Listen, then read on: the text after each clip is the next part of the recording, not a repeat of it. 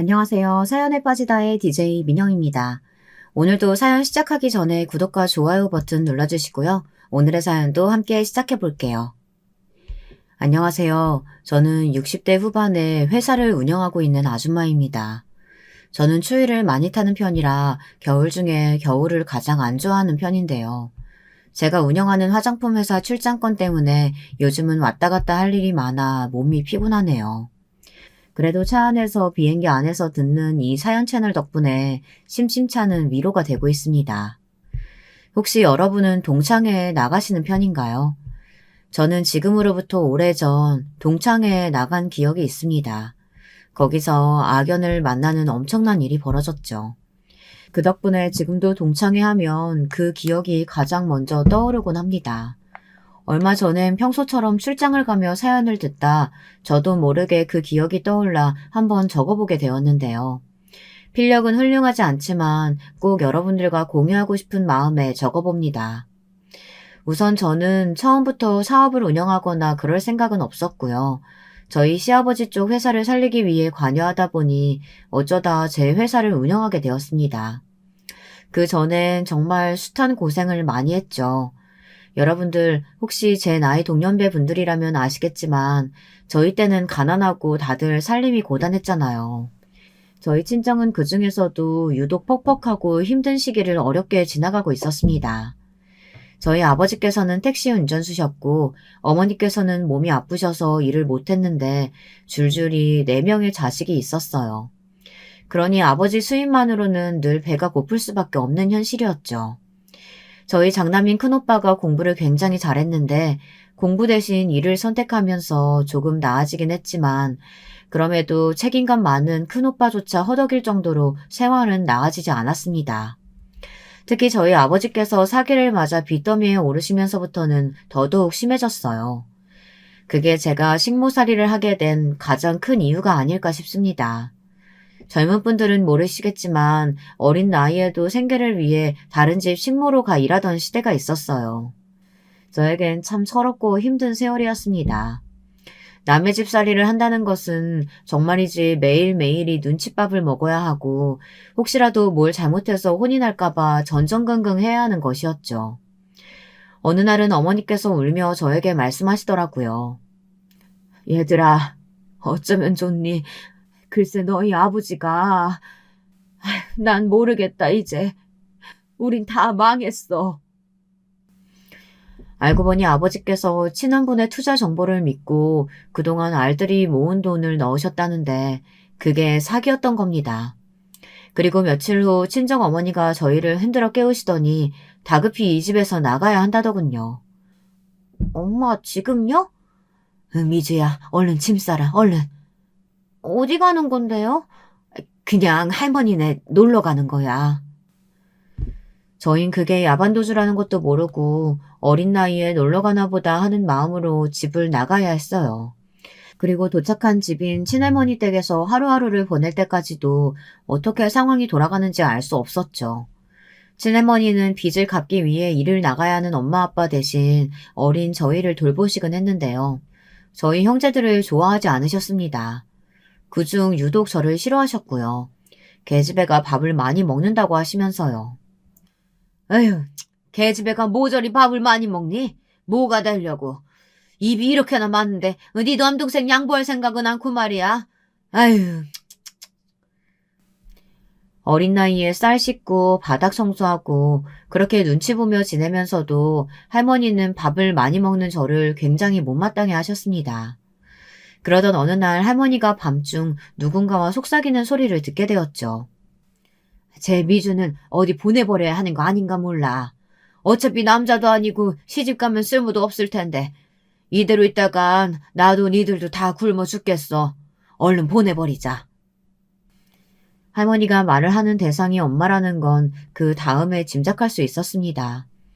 친정어머니는 그래도 제 나이가 너무 어리다며 어딘가에 일을 하러 보내는 건 너무 가혹한 일이라고 말씀하셨죠.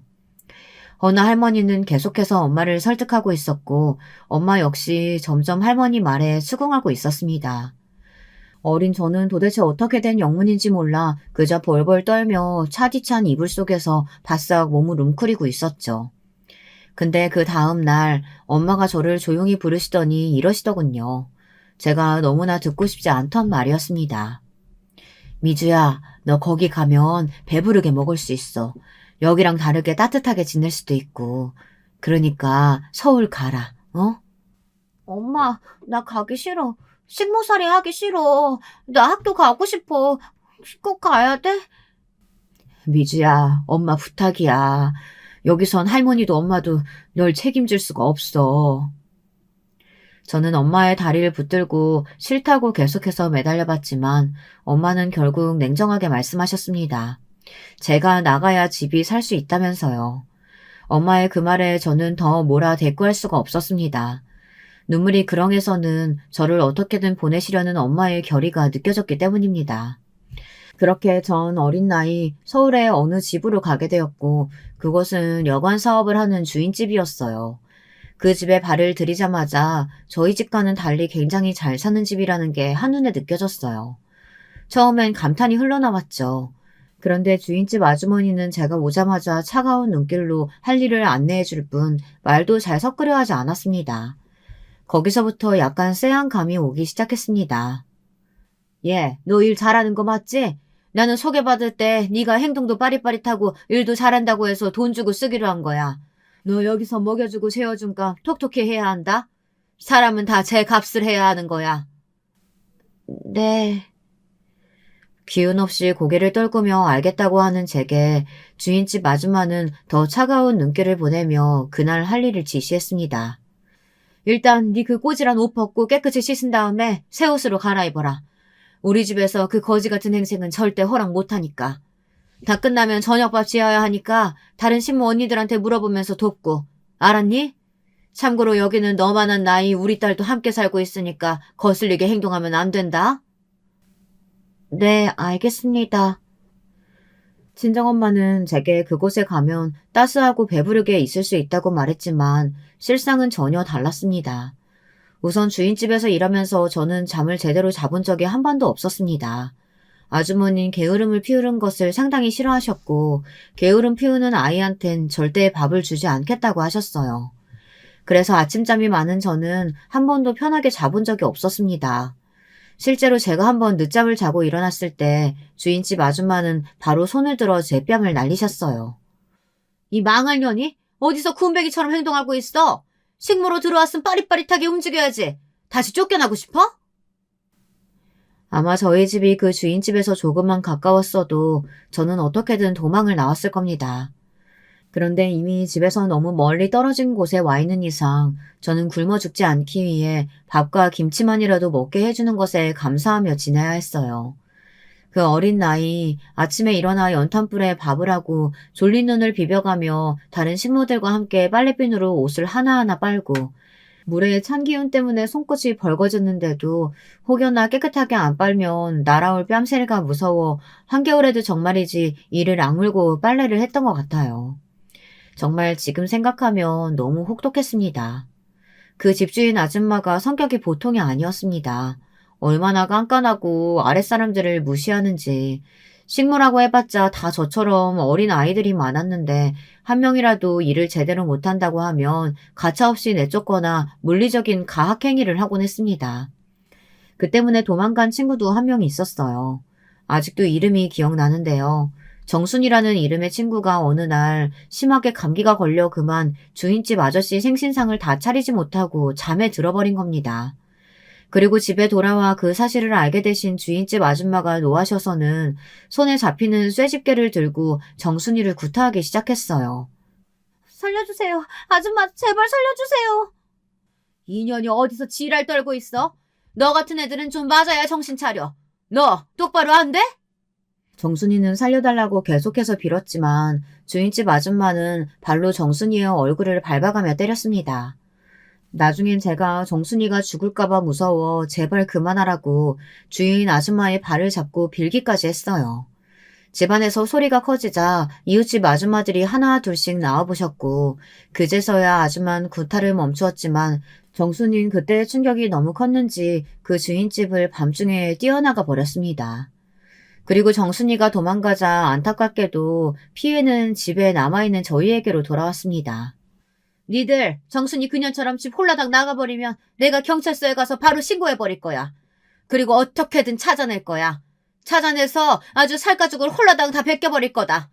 정순이 인연도 내가 더 밟아줬어야 하는데 아주 한이네 한이야. 그때 주인집 아줌마의 말이 아직도 귓가에 선연합니다. 그만큼 너무나 무서웠거든요.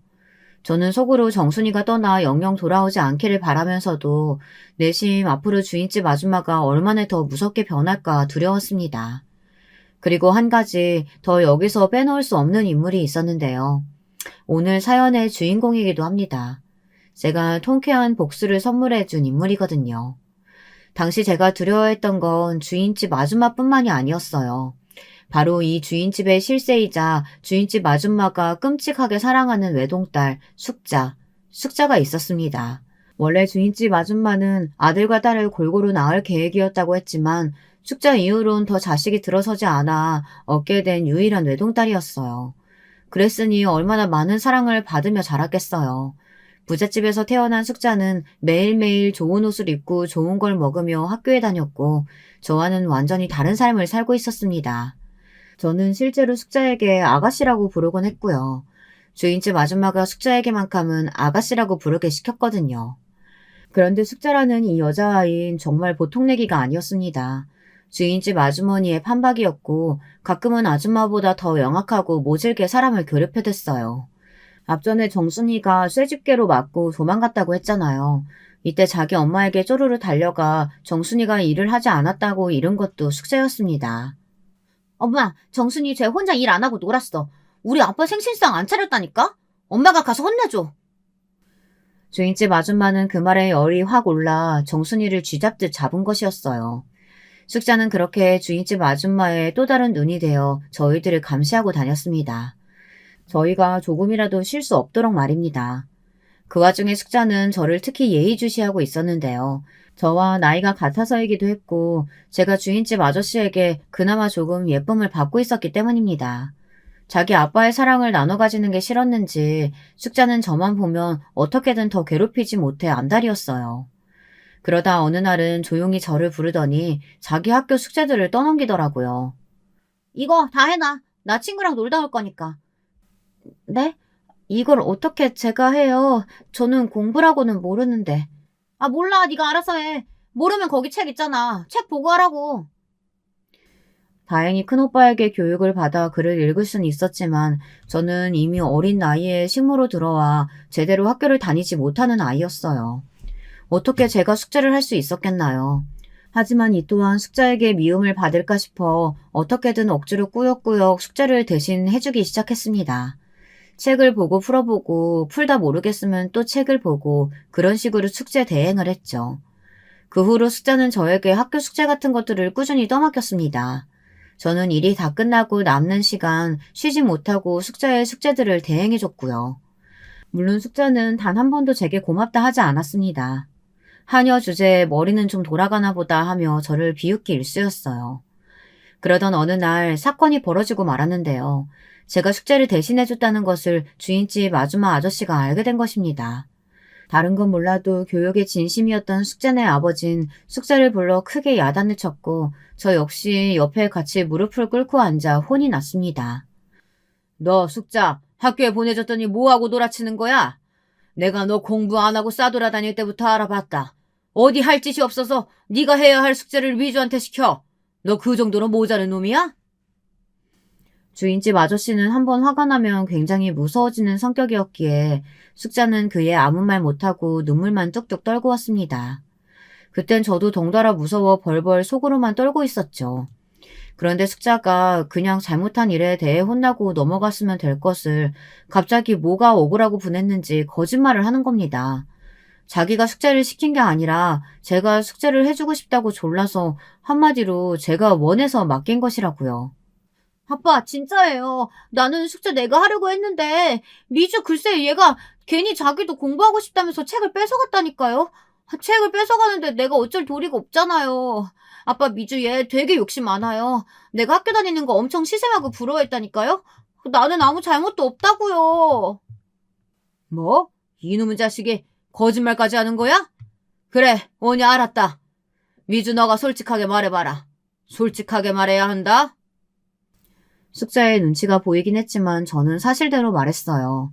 숙자가 시켰고 그걸 거절하면 안 좋은 일을 당하게 될까봐 어쩔 수 없이 한 거라고요. 여기서 거짓말을 해봤자 상황만 더 안 좋아질 게 뻔했거든요. 역시나 주인집 아저씨는 더 화가 나셔서 얼굴색이 완연히 달라지셨고 숙자를 학교에 더 이상 보내지 않겠다는 말까지 나오셨습니다. 내가 열심히 벌어먹이고 살면 뭐하냐. 계집애가 공부도 안 하고 매일같이 놀러다니기 바쁜데. 됐다. 너 같은 애한텐 돈 들여 학교 보내줄 필요 없어. 숙자는 그 말에 엉엉 울며 잘못했다고 빌었지만 아저씨는 결정을 물을 기미가 안 보이셨습니다. 주인집 아주머니와 숙자가 함께 며칠을 싹싹 빌어 다시 학교에 가게 됐지만요. 그런데 문제는 여기서부터였습니다. 숙자가 저를 어떤 밀고자로 생각한 건지 그 후로부턴 저만 보면 살기 어린 눈빛으로 가만두지 않겠다는 말을 하더군요. 한여 주제에 내 똥이나 치워도 모자르냐니. 감히 네가 그딴 말해서 날 곤란하게 해? 너 때문에 아빠한테 뺨까지 맞았잖아. 아니야, 숙자야. 난 정말 말한 적 없어. 네 숙제 대신해주고 있는 거 아무한테도 말 안 했어. 그럼 어떻게 아빠가 알게 됐는데? 다 네가 한 짓이잖아. 나도 몰라. 그건 아무튼 난 아니야. 정말이야. 숙자는 끝끝내 제 말을 믿지 않았고 그 후로부턴 모든 일에 회방을 놓기 시작했어요. 제가 빨래를 하고 있으면 일부러 깨끗해진 빨래를 흙탕물에 집어던져 버린다든가 저녁상을 차리고 있으면 그 뒤에 가서 다 차려진 음식에 침을 뱉는다던가 이런 식으로 말입니다. 그리고 제가 자고 있는 와중 일부러 제 귀에 이상한 벌레를 집어넣어 비명을 지르게 하기도 했어요. 정말 악질 같은 행동들이었습니다. 그리고 더 나쁜 건 주인집 아줌마는 숙자의 짓이라는 걸 알면서도 번번이 제 뺨을 때렸습니다. 밥값 안 하는 것들은 내가 다 내쫓는다고 했어 안 했어? 그게 아니고요. 숙자가 어디서 내 딸 핑계를 들어? 우리 딸은 착한 애야. 아줌마는 제가 일을 똑바로 하지 않는다면서 저를 골방에 가두기도 했어요. 덕분에 저는 한겨울 매서운 추위에 오들오들 떨며 골방에 갇혀선 며칠간 갇히는 벌을 받기도 했습니다. 그 추위 속에서 엄마와 오빠의 얼굴을 간신히 그려가며 그냥 이대로 내가 죽었으면 좋겠다는 생각을 하기도 했죠. 너무 힘들었으니까요. 지금 생각하면 왜 내가 그때 그 집을 탈출하지 못했는지 후회가 되고 스스로 너무 불쌍하다는 생각도 듭니다. 어린아이가 골방 속에 갇혀 생쌀과 물만 먹은 채 제발 살려달라고 비는 모습이 너무나 안쓰럽고 가엾죠. 허나 숙자의 괴롭힘은 여기서 끝나지 않았어요. 더 큰 사건이 벌어지게 되었는데요. 때는 숙자가 고등학교에 진학했을 때입니다. 이때 저는 아주 기적 같은 제안을 받게 되었는데요. 다른 누구보다 따스하게 저희들을 대해주셨던 주인집 아저씨가 저를 학교에 보내주시겠다고 한 거예요. 주인집 아저씨는 간간히 저를 지켜보고 계셨는데 아무래도 제 머리가 비상하고 영특한 것 같다며 공부만 한다면 잘 살 수 있을 것 같다고 하시더라고요. 아저씨는 저의 학비를 모두 지원해 주시겠다고 했고 식모일만 게을리하지 않으면 언제든 시간을 내어 공부해도 좋다고 하셨어요. 아저씨 감사합니다. 정말 감사해요. 뭐라 말씀드려야 할지 모르겠어요. 아니다. 숙자랑 집사람 때문에 많이 힘들지? 어린 나이에 남의 집 살림하는 것도 만만치 않을 텐데. 아저씨는 뭘 해도 기특하게 해내는 널 보면 우리 딸이 아직 너무 철이 없다는 생각이 드네. 어쨌든 학비는 걱정하지 말고 편하게 학교 다녀라. 배우고 싶은 거 마음껏 배워도 배움에도 때가 있는데 그 때 놓치면 안 되는 거란다. 네, 알겠어요, 아저씨. 감사합니다. 정말 감사합니다.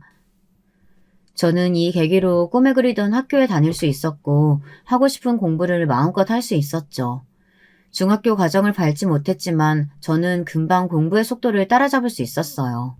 아저씨 말대로 제가 정말 공부머리가 있었던 것인지 배운 건 까먹지 않고 바로바로 암기할 수 있더라고요. 어느새 제 석차는 놀랍게도 상위권으로 가게 되었고 이에 학교 선생님들 모두 대단하다며 저를 눈여겨보시게 되었습니다. 저 또한 놀랐어요. 제가 이런 성과를 낼 수 있는 사람인지 처음 알았으니까요.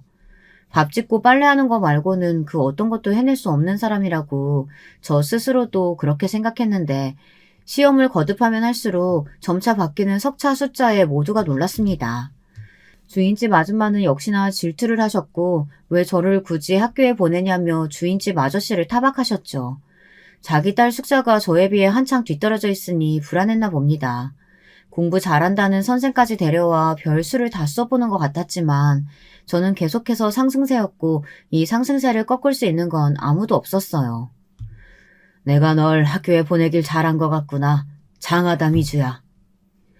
그리고 이를 진심으로 축하해주는 건 주인집 아저씨뿐이었습니다. 저는 아저씨의 은혜에 보답하기 위해서라도 더 열심히 해야 한다고 생각했습니다. 혹여라도 제가 꽤 괜찮은 사람이 된다면 학비를 꼭 갚아드리고 싶었거든요. 대학은 설사 가지 못하더라도 무언가 제게 다른 길이 있을 수도 있다는 생각을 아마 전 그때 처음 해보았던 것 같습니다. 그래, 미주야. 네가 원한다면 뭐든 할 수 있어. 사람이 머리만 똑똑하면 개천에서 용이 나는 법이거든. 너도 그 용이 될 수 있다. 나도 우리 집이 너무 가난해서 내가 어떻게든 아등바등 집안 살리려고 발버둥치다 여기까지 온 거야. 너라고 안 될 게 있겠니? 네, 아저씨. 저 정말 열심히 할게요. 그의 아저씨는 제 꿈을 응원해 주셨고 아줌마 몰래 혹여나 대학에 가고 싶거든 자신이 학비를 주겠다는 말까지 하셨습니다. 너무 기적 같은 일이었죠. 한편 이 시기에 끔찍한 사건이 벌어지고 말았는데요. 제가 말했던 그 대형 사건이요. 저는 이 사건을 계기로 얼굴에 커다란 흉터가 생겼고 성형외과에서 시술을 받기 전까진 평생 이 흉터를 안고 살아가야 했습니다. 어느 날 숙자가 갑자기 소리를 지르며 저를 깨우는 겁니다. 오밤중이라 사위가 조용했는데 숙자의 목소리만 쩌렁쩌렁 울리더군요. 숙자는 다짜고짜 제게 자기 엄마의 다이아 반지를 가져갔느냐고 난리를 치더군요. 할머니의 유품이자 엄마에게 가장 소중한 물건인데 이게 없어졌다면서 말입니다. 나는 몰라. 숙자야, 왜 나한테 그러는 거야? 난 그게 어디 있는지도 몰랐어. 거짓말하고 있네. 엄마, 얘 지금 거짓말하는 거야. 내가 다 봤어. 전에 네가 우리 엄마 다이아 반지 손가락에 껴보고 그랬잖아. 내가 모를 줄 알아? 네가 그거 탐내고 있는 거? 정말, 정말이야? 숙자 네가 봤어? 얘, 너 내 반지 가져갔니? 가져갔으면 도려내놔. 얼른! 게다가 주인집 아줌마는 이미 뒤집어져 있었습니다. 이성을 모두 잃은 사람처럼 자기 엄마를 추억할 수 있는 유일한 물건이라며 당장 도로 내놓으라고 난리를 치더군요. 제가 아무리 아니라고 해도 소용이 없었어요. 주인집 아저씨가 나중에 깨서는 무슨 일이냐고 하자 숙자와 주인집 아줌마는 이미 저를 도둑으로 가리키고 있었습니다. 제가 놀라서 아니라고 더듬더듬 변명을 하자 아저씨는 저를 믿어주시는 눈치였지만 제 물건들을 모두 뒤집어 봐야 한다는 주인집 아줌마 말에는 동의를 하셨죠. 그래, 알겠다, 미주야. 저기 우린 네가 안 가져갔다고 생각한다. 근데 저 애 엄마가 하도 그러니까 일단 그럼 저기 네 방을 한번 보마. 괜찮지? 당신도 미주 방에서 아무것도 나오지 않으면 사과해야 돼. 그깟 반지가 뭐라고 이런 호들갑을 떠는 거야? 아휴. 저는 떳떳했기에 다 뒤져보라고 절대 없다고 호언당장을 했답니다. 그게 패착이고 실수라는 것도 예상하지 못하고요. 잠시 후 숙자가 제 서랍장 쪽을 열더니 하는 소리와 함께 제 엄마를 부르더라고요. 서랍장엔 제가 평소 쓰는 일기장 말고는 아무것도 없었어요. 일기장이라고 해봤자 사실 굴러다니는 페이지들을 몇 개 주워 적은 것이었고요. 이상했습니다. 엄마, 이 일기장 안에 껴있었어, 반지가. 숙자는 호들갑을 떨며 일기장 안에서 떨어지는 다이아 반지를 들어보였어요. 순간 저는 너무 놀라 픽 주저앉을 뻔했고 곧바로 주인집 아줌마를 보았죠. 주인집 아줌마는 그것을 보다 제게로 시선을 돌리더니 손을 들어 제 뺨을 날려버렸습니다. 너무 세게 맞은 탓에 전 거의 바닥에 닿을 듯 몸이 휘청였고 급기야 쓰러져 버렸어요. 그 이후 주인집 아줌마는 예전 정순이에게 그랬던 것처럼 제게도 똑같이 발길질을 하셨고 더 심한 욕설을 해댔습니다. 그리고 주인집 딸인 숙자가 옆에서 열심히 그걸 거들었고요. 어디 개가 주인을 물어? 먹여주고 재워주고 월급까지 줬더니 너는 은혜를 이런 식으로 갚냐? 어디 내 물건을 훔쳐가? 이게 내게 어떤 반지인 줄 알고. 그러니까 엄마, 은혜도 모르는 걔는 함부로 거두는 거 아닌데. 우리가 실수했지 뭐. 얼른 쟤 짐 싸서 내보내자. 저런 건 두들겨 팰 가치도 없어. 주인집 아줌마는 아저씨가 학교에 보내준 은혜도 모르고 이런 짓을 저질렀다며 괘씸하다고 저를 더 세게 짓밟았고, 주인집 아저씨도 여기엔 어떤 말을 덧붙이지 못하신 채 뒤돌아서 버렸습니다. 저는 그냥 소, 돼지, 길 가는 개처럼 맞고 또 맞았어요. 나중엔 너무 많이 맞아 얼굴이 잔뜩 부어올랐고 피가 질질 흘렀는데, 주인집 아줌마는 그마저도 꼴보기 싫다며 찬물을 가져다 제 얼굴에 뿌리더니 머리채를 잡아 저를 대문 밖으로 내쫓으시더라고요. 절대 아니에요, 아저씨, 아줌마. 저 절대 아니에요. 제가 왜 아줌마 반지를 훔쳤겠어요. 저 그런 거 탐내는 사람 아니에요. 어떻게든 제가 아니라고 저 역시 해명하고 싶었나 봅니다. 다른 게 아니라 저를 믿어주신 주인집 아저씨에게만큼은 떳떳하고 싶어서요. 그런데 숙자는 대문 밖에서 더 밀려나지 않고 계속 항변하는 제게 다가와 세게 뺨을 올려붙이더라고요. 거지 새끼가 어디서 주제도 모르고 기어올라? 야, 이 다이아몬드 반지 네 몸값보다 비싼 거야. 저는 숙자가 일부러 버린 짓인 것을 알고 있었어요. 그래서 더 억울하고 분했지만 숙자는 끝까지 아주 뻔뻔한 얼굴로 웃어 보이며 저를 도둑으로 몰아갔습니다. 그렇게 저는 제가 성심을 다해 일한 곳에서 잔뜩 얻어맞은 채 쫓겨나게 되었고, 그게 주인집에서의 마지막 기억이었답니다. 그 이후 저는 갈 곳이 딱히 없었기에 어디 화장실 같은 곳에 들어가 잠깐 눈을 붙였다가 친정의 품이 생각나 미친 듯이 기차를 타고 할머니 댁으로 향했습니다. 그저 엄마와 아빠의 얼굴이 너무나 보고 싶었어요. 과연 엄마와 아빠가 나를 반겨주실까 두려움은 있었지만 막상 할머니 댁에 도착하고 나선 눈에 뵈는 거 없이 엄마와 아빠를 부르며 뛰쳐들어갔죠. 저희 엄마는 완전히 망가진 상태의 저를 보시곤 거의 기겁하셨어요. 제 얼굴과 얼굴에 자리한 큰 상처, 그리고 멍이 잔뜩 들어있는 몹쓸 몸 상태에 너무 놀라신 거죠. 친정엄마는 저를 붙들고 한참을 우시며 모든 게 자기 죄라고 한탄하셨습니다. 괜찮아, 엄마. 울지 마. 미안하다, 우리 딸. 엄마가 너무 미안해. 친정엄마와 아버지 모두 저에게 죄스러워하셨습니다. 하지만 다행히 할머니 댁에 살면서 소름 끼치는 주인집의 기억도 조금씩 떠나보내게 될 수 있었어요. 그럼에도 저는 한 가지 가슴속에 이루지 못한 꿈 내지 열망이 있었는데요. 그건 바로 학업에 대한 열망이었습니다. 고등학교는 비록 다 마치지 못했지만 공부를 잘했던 가닥이 있었기에 저는 엄마에게 검정고시를 보고 대학에 가고 싶다고 했고, 대학 학비는 제가 벌어 다니겠다고 말했답니다. 그래, 우리 딸이 하고 싶다는데 엄마가 허락 못 해줄 거 있니? 엄마도 열심히 일해서 우리 딸 학비 못 해줄게. 너무 감사하게도 친정엄마는 제가 식모살이하며 얻은 얼굴의 상처가 가슴이 아팠는지 공장에 들어가 일을 하셔서라도 학비를 도와주시겠다고 했어요. 그리고 그때 하늘에서 가여운 절 조금 도운 것인지 할머니가 돌아가시면서 제게 시골 땅을 남겨주셨기에 그 땅을 팔아 대학 학비를 보탤 수 있었습니다. 그렇게 저는 두 번째 인생을 살게 되었습니다. 저는 대학에 들어간 직후를 제 두 번째 인생이라고 이야기하고 다니는데요. 왜냐하면 대학에 들어가서 남편도 만났고 이후엔 결혼도 했기 때문이랍니다.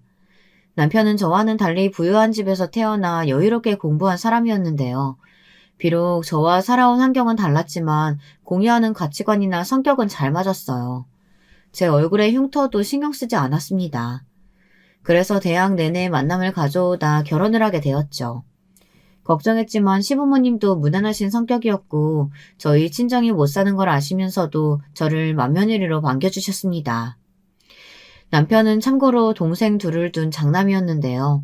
도련님들이 아직 다들 어려 저와 남편이 도련님 용돈도 주고 어느 정도 보살펴주며 함께 지내게 되었어요.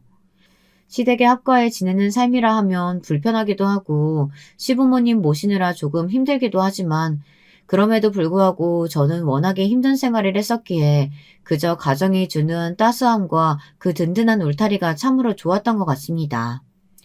집에서 아기 키우고 도련님들 챙겨드리고 나중에 시부모님 조금 아프셨을 땐 보살펴 드리는 것도 그리 아주 힘들지만은 않았어요.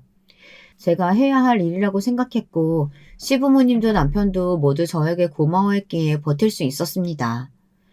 그러다 시아버지가 운영하시는 회사에 약간 문제가 생기면서 시댁의 가세가 급격히 기울었는데요.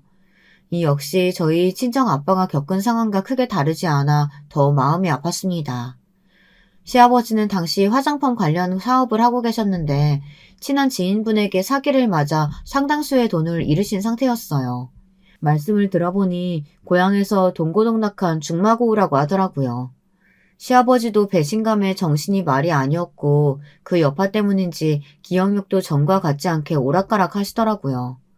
그런 모습을 지켜보고 있자니 저는 이 가정의 한가운데에서 내가 이제부터 무엇을 해야 할지 어딜 보아야 할지 고민되고 걱정도 되었습니다. 그러다 시아버지가 완전히 병원으로 알아눕게 되시면서 갑자기 어머님이 저를 시댁으로 부르시더군요. 그때 어머님이 하신 말씀은 당시로선 상당히 충격적이었습니다. 애기야, 네 아버님이 하던 사업 말이다. 네가 물려받는 게 어떻겠니? 네? 아니 남편도 아니고 제가요? 그래. 내 아들 내가 키워 잘 알지만 저놈은 사업할 배짱은 없는 녀석이야. 사업 머리도 그렇고. 왜 옛말에 사업할 사람은 따로 있다고 하지 않니? 나는 그게 왜인지 너 같구나. 네가 옛날부터 네 시아버지한테 이것저것 사업적으로 조언해줬던 것들이 다 좋은 방향으로 먹히지 않았니? 이는 이제 일어날 기미가 보이지 않으니 나도 선택을 해야 돼. 나는 네가 우리 집 가업을 이끌어줬으면 좋겠다. 하지만 어머님, 저는 집에서 살림만 했던 여자고 제가 아버님께 드렸던 조언은 정말 작은 것들이라 가업을 이어간다는 게 조금 부담스러워요. 차라리 도련님이 하시면 몰라도요. 아이고, 네 도련님이나 네 남편이나 다 똑같아. 내 배에서 나온 놈들인데 내가 모를까. 그러지 말고 네 감을 믿고 한번 해보는 게 어떻겠어? 거기에 시어머니는 시아버지께서도 후계자로 저를 점 찍어놓고 계셨다고 덧붙이셨습니다. 저는 얼떨떨했죠. 아무리 그래도 제가 갑자기 사업이라니 뛰어든다 해도 잘 해낼지 미지수였어요. 한 번도 해본 적이 없었으니까요. 그래서 일단 남편한테 일을 털어놓고 상의를 해보았는데요.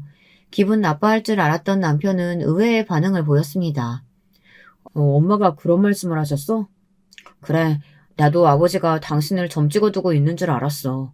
내심 속으로는 알고 있었는데 당신 부담스러워할까봐 말은 안 했지. 그래, 나는 찬성이야. 당신이 한다면 잘할 수 있을 거라고 생각해. 나도 열심히 옆에서 서포트 해줄게. 한번 해보자. 남편까지 찬성을 하고 도련님들도 적극적으로 제가 이끌어가야 한다고 하니 그야말로 얼떨떨했지만 이상하게 든든한 느낌도 들고 이렇게 나를 믿어주는데 한번 해볼까 하는 생각도 들었습니다. 저 혼자 하는 거면 당연히 두렵고 무섭겠지만 뒤에서 남편과 도련님들이 열심히 도와준다고 하니 해볼 만하다는 생각이 들었어요. 그래서 일단 아버님의 사업을 제가 물려받기로 하고 몇 년간 사업을 되살리기 위해 열심히 했습니다. 먼저 아버님의 오랜 지인분들을 제가 직접 찾아가 무릎을 꿇고 도움을 요청드렸어요. 무례한 부탁일 수 있지만 저희가 정말 어려워서 이렇게 신뢰를 무릅쓰고 찾아왔어요.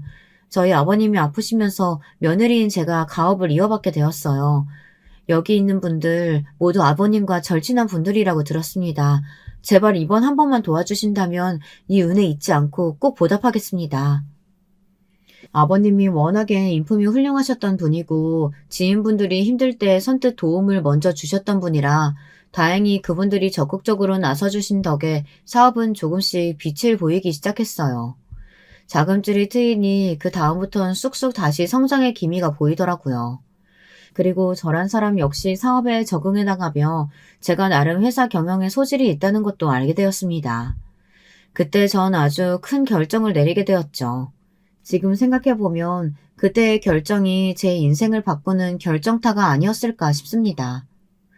여보, 나 이제 새로운 사업에 도전해보고 싶어. 내가 생각하는 사업이 있는데 당신이 좀 도와줬으면 좋겠어. 갑자기? 아니, 잘 자리 잡았는데 또 무슨 사업을? 남편은 당황스러워했지만 제 선택을 따라주었어요. 그렇게 아버님의 사업이 자리를 잡았을 때 그것을 도련님에게 잠시 맡기고 저는 꽃배달 프랜차이즈 사업을 시작했어요. 독학으로 꽃을 배웠고 5년 넘게 전국을 돌며 가맹점을 모집했어요. 읍면 단위까지 돌면서 잘하는 꽃집이 어디냐고 물어물어 가게들마다 찾아가 주인들을 설득했습니다. 그래서 가맹점과 신뢰를 쌓아 안정된 사업 기반을 마련해 나가기 시작했죠. 남편과 함께 상품들을 꾸준히 개발하는 것도 소홀히 하지 않았어요. 다양한 아이디어 상품들을 개발해 나가면서 천천히 사업이 잘 되어가고 있다는 느낌을 받았죠. 그리고 드디어 사업이 어느 정도 정점을 찍었을 때 마음 깊은 곳에서부터 벅참이 차올랐습니다. 시댁으로부터 남편으로부터 정말 뜻깊은 축하의 박수도 받을 수 있었어요. 여보, 생각해보면 다 당신 덕분이야. 당신이 애써준 덕분에 우리 어머니도 내 동생들도 모두 편하게 살 수 있었어. 당신이 수고해주지 않았다면 솔직히 우리 다 길바닥에 나앉았을 수도 있는데 정말 고마워 여보. 내가 당신 만난 건 정말 천운이다 천운.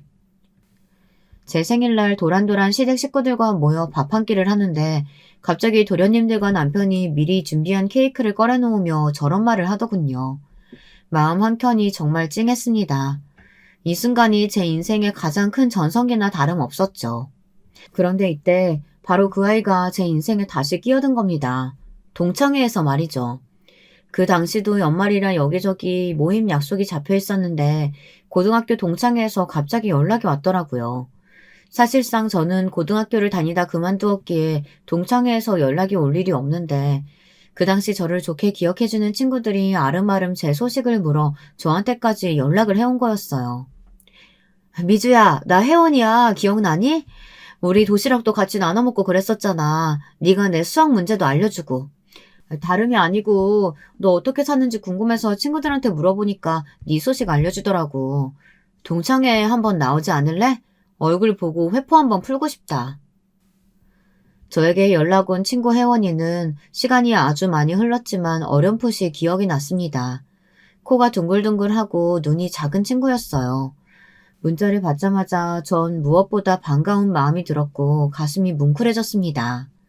친구들이 아직도 나를 기억해준다는 것이 너무 고맙고 기쁘더라고요. 그래서 알겠다고 곧바로 수락하고 동창회에 갈 날을 기다렸습니다. 그리고 속으로 혹시 마주치게 될 숙자에 대해서도 염두에 두었어요. 만약 마주친다면 어떻게 변해 있을지, 어떤 얼굴일지 무척 궁금했죠. 저는 이날 남편과 함께 가고 싶었지만 남편이 바빠서 참석하지 못했고 저 혼자 가게 되었는데요. 설레는 마음으로 기사에 차를 타고 동창회 장소에 도착한 순간 나이를 아주 많이 먹은 옛 친구들 얼굴이 하나둘 눈에 들어오더라고요. 신기하게도 주름이 자글자글한 얼굴 속에 제가 기억하는 앳된 얼굴들이 남아있었습니다. 야, 혜원아, 나 미주야. 연락줘서 고마워. 그나저나 너무 반갑다. 이렇게 연락된 게 어디야? 죽기 전에 볼 수 있어서 너무 다행이다. 처음엔 어색했지만 이야기를 하다 보니 어색함은 사라지고 차츰 옛날 시절 그 수줍고 풋풋하던 고등학교 시절의 사람들이 되어가고 있었습니다. 다들 모두 그 시절을 어제 일처럼 기억하고 있었고 그것에 대한 감회가 참 남달랐어요. 어느새 다들 약간 술이 올라 막 웃고 떠들고 있는데 세월이 흘러도 변하지 않는 우정에 대해서 다시금 생각하게 되더라고요. 몇 친구들은 운이 안 좋게 세상을 떠났거나 혹은 아파서 참석을 못한 친구들도 있었지만 그럼에도 함께 있을 수 있다는 것 자체에 감사했습니다. 그리고 더러 아파서 누워있는 친구들의 소식을 알게 됐을 땐 마음이 안 좋았죠. 그런데 그때였습니다. 갑자기 문을 열고 누군가 들어오는데 명품으로 치장을 한 여자더군요. 저는 한눈에 알아볼 수 있었습니다. 주름이 많은 얼굴임에도 그걸 가리기 위해 진한 화장을 하고 있는 안 어울리는 금목걸이를 주렁주렁 매달고 있는 여자. 바로 저를 그토록 괴롭혔던 숙자였어요. 숙자가 들어오자 모두가 약속한 듯 분위기가 싸늘해졌습니다. 어쩐지 반기지 않는 기색이었어요. 숙자는 고등학교를 다닐 때도 친구들에게 한 번도 살갑게 군 적이 없고 오히려 자기보다 가난하고 약한 애들을 괴롭히고 다녔으니 어떻게 보면 반기는 게 이상했죠. 저 역시 인간인지라 그때 일이 더럭 생각나 표정이 싹 굳었습니다. 미주야, 난 숙자까지 올 줄은 몰랐다. 숙자 쟤 저번 동창회 이후로는 안 온다고 선언했는데 갑자기 무슨 바람이 불어서 왔대니? 제 옆에 있던 친구가 작게 속삭이더군요. 저는 그 이유가 무엇 때문인지 알 것 같았습니다. 숙자는 이상하리만치 저를 똑바로 쳐다보고 있었습니다. 그러면서 제 옆에 턱 앉더라고요. 너 미주지? 반갑다. 이번에 네가 동창회에 나온다고 해서 내가 나왔지 뭐야. 아니 근데 넌 고등학교도 졸업 못했는데 우리 애들이 불러줘서 나온 거라며? 참 우리 애들 성격도 좋네. 그나저나 잘 지냈니? 네 얼굴 보니까 활자가 좋아 보이진 않는데. 숙자는 저를 보자마자 바로 시비부터 걸었습니다. 이 순간만을 기다려왔다는 듯 유치하게 자기 할 말만 쏙 하더라고요. 거기다 제가 남편과 함께 못 온 것에 대해서도 남편과 이혼을 한 거냐는 등 남편이 별 볼 일 없어 창피해 못 데려온 거냐는 등 지나친 발언들을 서슴지 않았어요. 저 또한 슬슬 화가 나기 시작했죠. 어린 시절 제게 했던 못된 짓은 싹 잊은 채로 숙자가 저를 아직도 자기 집 식모로 보고 있다는 생각이 들더라고요. 내 남편은 바빠서 같이 못 왔어. 사업차. 그리고 동창회 분위기 흐리지 말고 그냥 밥이나 먹다가 괜히 시비 걸지 말고. 뭐 하는 짓이니? 애들도 다 불편해하잖아. 어머, 너 말 웃기게 한다? 내가 언제 시비를 걸었다 그래? 아니, 그나저나 너 요즘 어떻게 살고 있어? 나 네 소식 되게 궁금했거든. 뭐 어디 식당 같은 데서 일하니? 뭐? 아니, 너 옛날에 우리 집 일 되게 잘해줬잖아. 네가 어린데도 요리 솜씨는 좋았는데 그거 잘 살려서 식당이나 하고 있으면 좋겠다 싶었는데 말야. 그러면서 숙자는 슬그머니 제가 식모였을 적의 이야기를 꺼냈습니다. 순식간에 제 표정도 서늘해졌습니다. 어린 시절 손이 베일 만큼 찬 얼음물에 동동거리며 빨래하고 밥했던 아픈 기억이 떠오르더라고요. 그리고 늘 그것을 우습다는 듯 조소하며 바라보았던 숙자도 함께 말이죠. 저와 숙자 사이 분위기가 이상해지자 아무렇지 않게 웃고 떠들던 아이들은 슬슬 저희 쪽으로 시선이 쏠렸어요. 고등학교 때 아이들은 제가 숙자네 집 식모였다는 사실을 알고 있었지만 모르는 척 해주고 있었습니다. 그런데 숙자가 와서 자기 입으로 그렇게 일부러 떠들고 제끼고 있으니 저를 불렀던 친구 한 명이 숙자에게 그만하라고 따끔하게 한마디 하더군요. 숙자, 너 왜 동창회 날까지 미주 괴롭히고 그러니? 고등학교 때 그만큼 괴롭혔으면 됐지. 네가 일부러 미주 도시락 못 먹게 하려고 엎어버리고 칼로 옷 찢어버리고 그랬던 거 우리가 모를 줄 알아? 다 알고 있어. 그러니 그만 자숙해라. 친구가 대신 나서서 그렇게 말해주자 고마웠습니다. 그런데 숙자는 정말 뻔뻔하더라고요. 어린 시절 그 영악하고 싸가지 없는 성격을 한치도 바꾸지 않고 그럴 생각도 없이 그대로 가지고 살아온 것 같았습니다. 내가 언제 그랬어? 얘 우리 집 식모였어. 식모가 우리 아빠 덕분에 학교까지 다니고 호강 누렸는데 나를 봐도 감사한 줄 알아야지.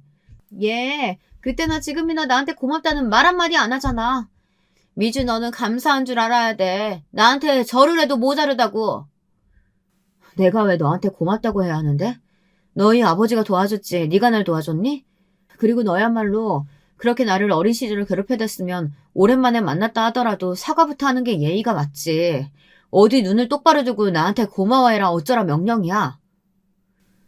제가 반격할 줄 몰랐는지 숙제는 순간 당황했습니다. 그리고 잠시 조용해졌는데요. 그때 서빙하시는 분과 함께 숙자의 남편이 들어왔습니다. 숙자의 남편을 보는 순간 이번엔 제가 당황하고 말았는데요. 왜냐하면 숙자의 남편은 저희 남편 회사 직원이었기 때문입니다. 남편 회사라 하면 제가 다시 일으킨 시아버지의 화장품 회사였어요. 잠깐 도련님에게 넘어갔다 남편이 다시 경영권을 잡고 있는 회사였죠. 그런데 그 직원은 남편의 비서였습니다. 모를 수가 없는 얼굴이었죠. 숙자의 남편도 곧바로 제 얼굴을 알아보고 화들짝 놀란 기색이었지만 제가 아무 말 하고 있지 않자 일단 눈치껏 인사를 하곤 앉더라고요. 여기서 굳이 숙자의 남편을 남편 회사 직원이라고 소개하고 싶진 않았습니다. 그렇게 한다면 순자를 톡톡히 망신 줄 수 있겠지만 똑같이 저급하게 굴고 싶지 않더라고요. 다만 이미 숙자 때문에 기분이 한 차례 망친 마당에 더 앉아있고 싶지 않아 가려고 했습니다. 친구들도 받겠다 숙자로 인해 아픈 기억을 들쑤시고 싶지 않았어요. 그런데 그때였습니다. 어머 얘들아 내 다이아 반지가 없어졌어. 어머 어떡해. 그거 우리 남편이 결혼기념일에 사준 건데 어떡하면 좋아. 마치 데자뷰 같았습니다. 숙자는 계속해서 자기 가방을 뒤지더니 아무래도 안 되겠다며 화장실까지 다녀오고 식당 직원에게 찾아주지 않으면 식당을 뒤집어 엎겠다는 말도 안 되는 엄포까지 놓았습니다. 진상짓을 하는 건 그때나 지금이나 똑같았죠. 더 상황에 끼고 싶지 않았던 저는 친구들에게 그만 인사를 구하고 자리를 떠나려고 했어요. 그런데 숙자가 갑자기 아주 어이없는 이유로 저를 붙잡더군요. 야, 이미주, 너 가방 쏟아봐. 뭐라고? 네 가방 말이야. 너 아까부터 자꾸 가방에 손이 가 있던데 거기 뭐 있는지 내가 좀 봐야겠어. 아, 뭐해? 얼른 가방 부어 테이블에. 안 부으면 나 네가 가져갔다고 생각하고 지금 바로 경찰서에 전화할 거야. 내가 경찰 쪽에 인맥이 얼마나 많은지 알아? 이번에도 숙자는 저를 도둑으로 몰려고 하고 있었습니다. 정말이지 그때의 기억이 샘솟으며 주먹이 부들부들 떨리더군요. 내 가방에 없으면 어떡할 건데? 너 내 가방에 없으면 어떡하려고 내 가방을 지금 검사하겠다고 하는 건데? 야, 심증이 있으니까 뒤져보자고 하는 거지. 내가 괜히 이러니? 너 아까부터 계속 내 명품 가방이며 옷이며 힐끗힐끗 봤잖아. 내가 모를 줄 알아?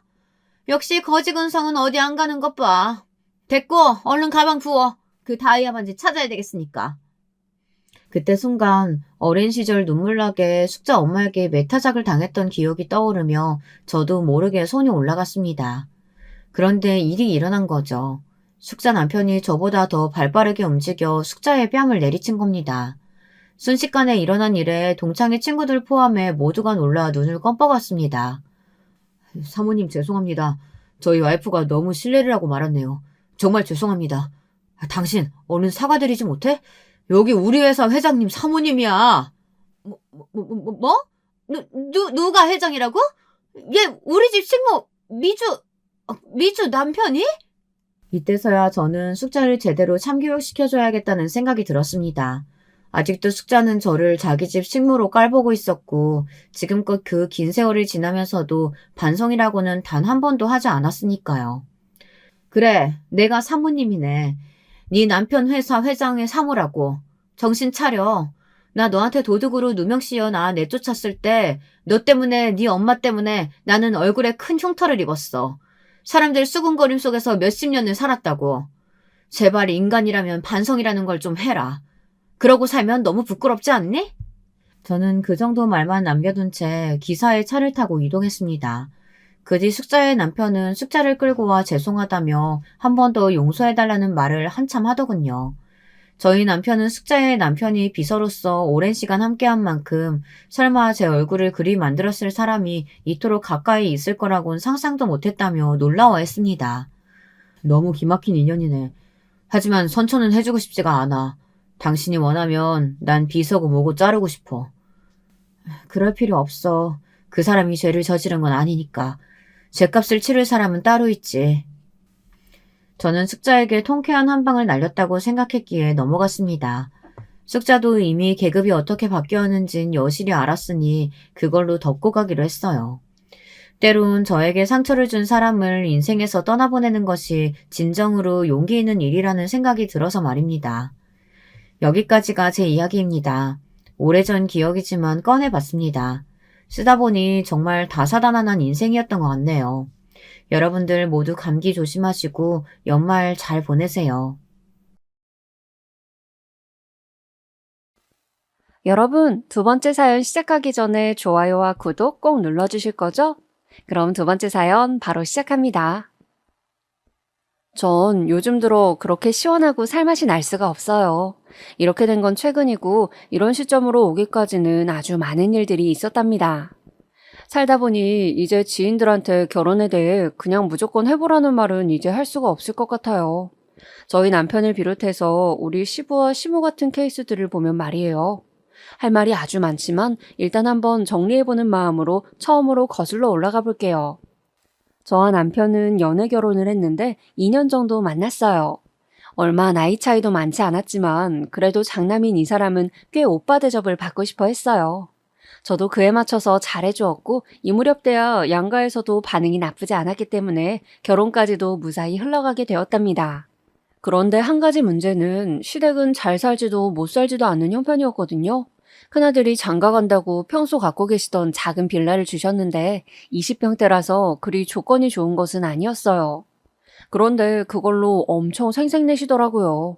특히 아버님이 말이에요. 우리 준영이한테 시집 오려면 이것저것 준비는 잘했어야지. 그냥 몸만 딸랑 오는 게 어디 있냐?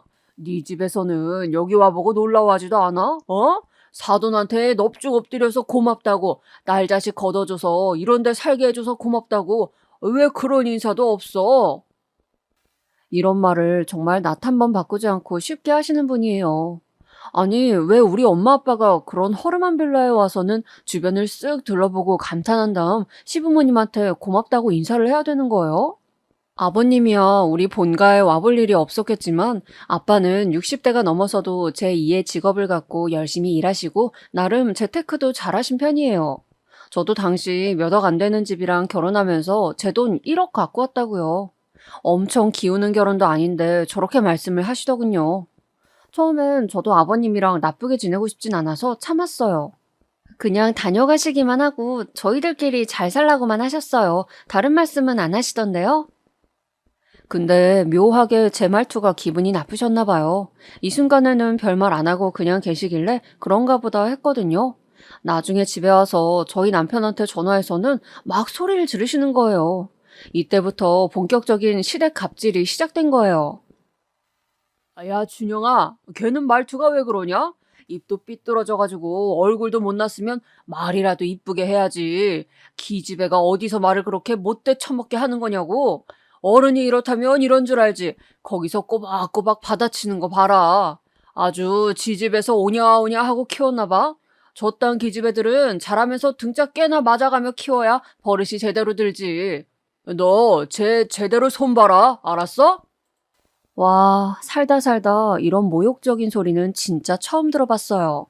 학교 다닐 때 흔히 보던 독사같이 생긴 대머리 학생 주임이 고대로 시간이 지나 자기 며느리를 보면 저런 식으로 말하는 걸까요?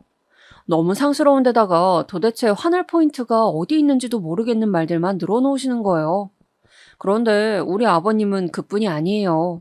은근히 자기 집에서도 저 못지않게 저런 잣대를 겨누고 괴롭히는 사람이 있었으니 바로 둘째 아들인 우리 도련님이었어요. 맨날 장남인 우리 남편을 치켜 세우면서 칭찬하고 그러면서 그 바로 아래인 둘째 아들은 그렇게 편애를 하고 괴롭히더라고요. 우리 준영이가 최고지. 얘가 어릴 때부터 상장을 얼마나 많이 받아왔는지 몰라. 우리 집안에서 이런 녀석은 두 번 다시 나오기가 힘들어. 대학도 좋은 데 나오고 하여간 여기저기서 침 바르고 보통 이쁘게 본 게 아니야. 이 녀석은 아주 크게 될 녀석이라고. 이런 모습을 보면 대체 뭐 자식들이 몇 명이나 된다고 그중에서 저렇게 한 명만 꼬집어서 편애를 하시는지 모르겠더라고요. 도련님은 장가를 안 갔는데 가족 모임이 있을 때 빼고는 웬만해서 이런 모임들에 잘 안 나오더라고요. 아버님이랑 마주치길 싫어하는 듯 했는데 당연해 보였어요. 저도 남편에게 비슷한 질문을 했었고요. 솔직히 나 같아도 가족들 모이는 자리는 오기 싫을 것 같아. 아버님 진짜 너무 대놓고 비교하시는 거 아니야? 당신이 큰아들이고 이쁘긴 하겠지만 그렇다고 둘째 아들은 남의 집 자식도 아니고 이게 뭐야. 전에는 보는 내가 다 무안하고 민망하더라니까. 이 부분은 남편도 약간은 불편했던 모양인데 아니나 다를까 형제간에도 사이가 안 좋더라고요. 나중에 더 겪어보니 도련님도 썩 좋은 성격은 아니었지만 하여간 형제간 이렇게 경쟁하게 만들고 사이를 갈라놓는 걸 보니 자식들이 노력한다고 해봤자 부모님이 산통 다 깨버리면 아무 소용없는 것 같아요. 아버님이 또 얼마나 속을 긁으셨던지 안 그래도 불만이 많은 도련님이 갑자기 독립선언을 한 거예요. 어머, 도련님이 왜? 갑자기? 내 생각엔 절대 갑자기 그러신 게 아닌 것 같은데? 아버님이 또 뭐라고 하신 거 아니야?